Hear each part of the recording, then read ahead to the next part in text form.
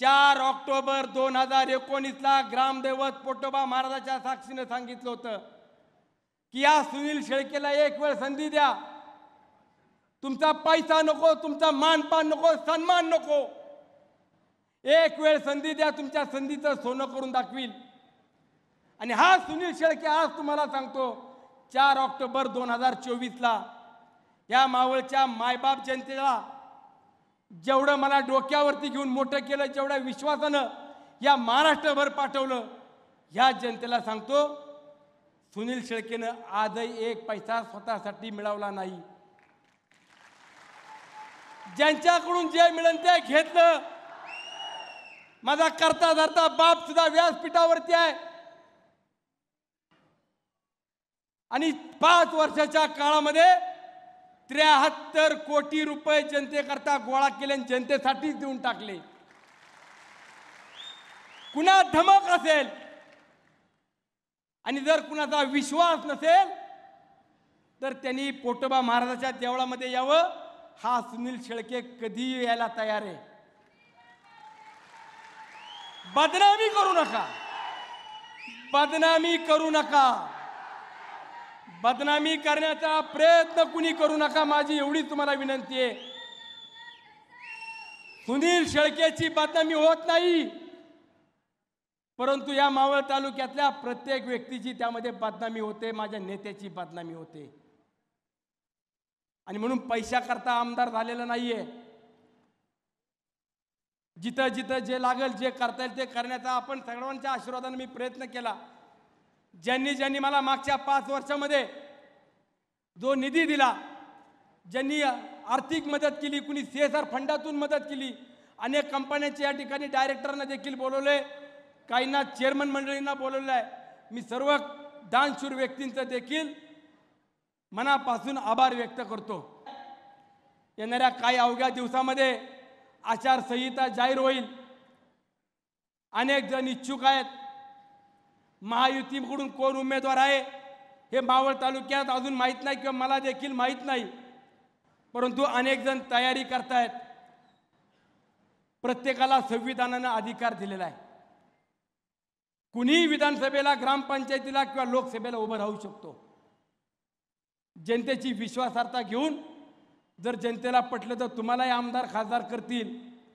परंतु मला एवढं सांगायचं आहे, तुम्ही तुमची इच्छा व्यक्त करत असताना मावळच्या मायबाप जनतेला दहशतीखाली आणू नका.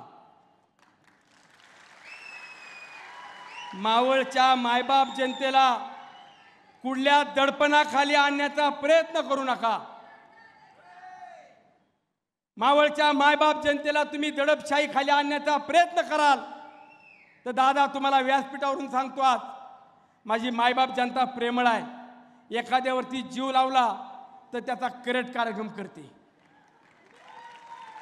परंतु जर कुणी दहशत केली, कुणी दादागिरी करण्याचा प्रयत्न केला तर सुनील शेळके या मायबाप जनतेवरचा अन्याय सहन करणार नाही. प्रत्येक जण मरायला आलेला आहे. प्रत्येक जण मरायला आलेला आहे. जर तुम्हाला दहशत करायची असेल, जर तुम्हाला दादागिरी करायची असेल तर या पठ्ठ्यावरती करा, या सुनील शेळकेला करा. मायबाप जनतेला आणि माझ्या सहकार्यांना करायचे नाही.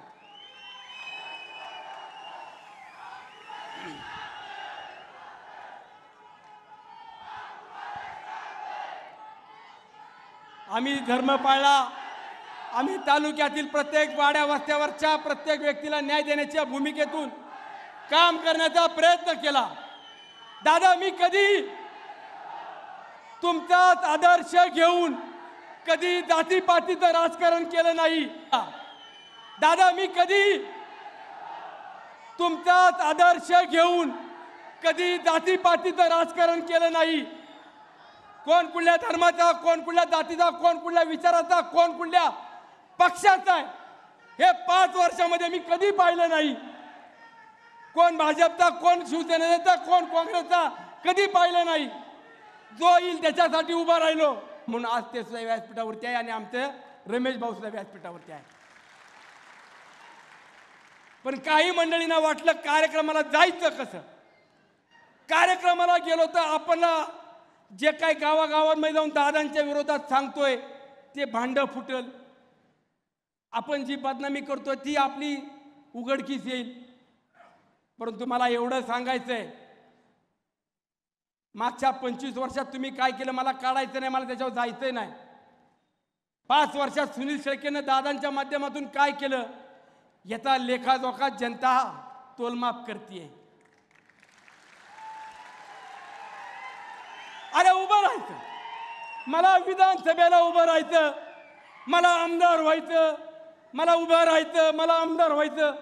राहा बाबा उभा, पण कशासाठी व्हायचं, कशासाठी व्हायचं ते सांग ना.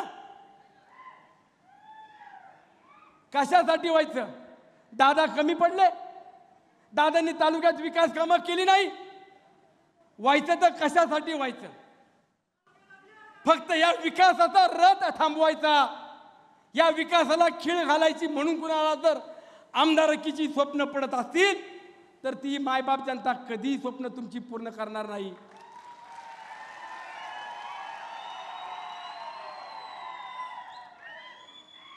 आज माझ्या विरोधकांना, माझ्यावरती 5 वर्षापासून प्रेम करणाऱ्यांना जाहीरपणाने सांगतो, तुमच्या हातात अजून 8 दिवस आहेत.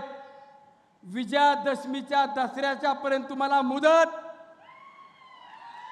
सुनील शेळकेनं आज माझ्या विरोधकांना, माझ्यावरती 5 वर्षापासून प्रेम करणाऱ्यांना जाहीरपणाने सांगतो, तुमच्या हातात अजून 8 दिवस आहेत.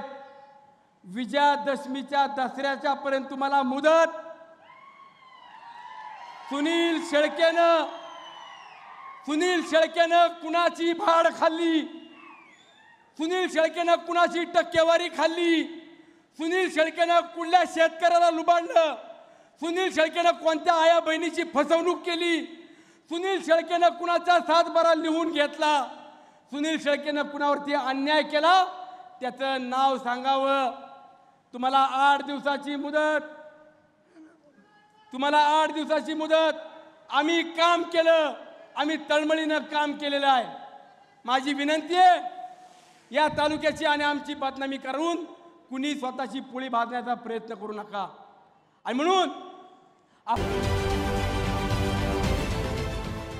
देश विदेशातील प्रत्येक घडामोडींचे लाईव्ह अपडेट मिळवण्यासाठी आता साम टीव्हीच्या सर्व सोशल मीडिया प्लॅटफॉर्मला लाईक, फॉलो आणि सबस्क्राईब करा.